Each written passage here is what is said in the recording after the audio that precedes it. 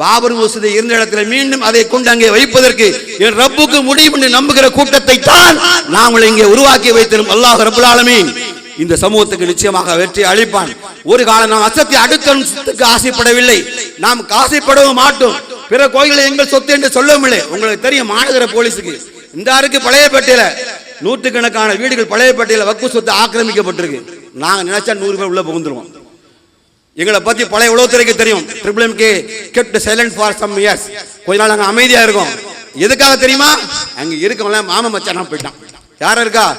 சட்டப்படி வக்ஃபு கஸ்பா வந்தாங்க, வக்ஃபு நிர்வாகத்துல இருந்து அண்ணன்னாங்க சட்டப்படி பார்த்துக்கோ. இன்னும் நாங்க நல்லா டைப் ஆயிருக்கோம். என்ன இருக்கோம்?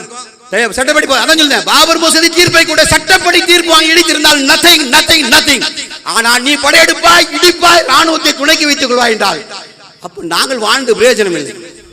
நாங்கள் இதுதான் எங்களுடைய கேள்வி.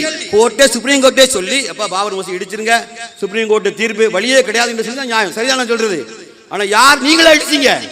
இடித்தது நீங்களே அடித்து விட்டு எங்கள்கிட்ட நியாயம் இருப்பீங்களா? இடிச்சிட்டோம், அதனால எங்களுக்கு முஸ்லிம்கள் பெரும்பான்மை இந்துக்களின் நம்பிக்கை என்று சொன்னால் நம்பிக்கை அடிப்படையில் இது முடிவெடுத்தால் இந்த தேசம் விளங்காதியா?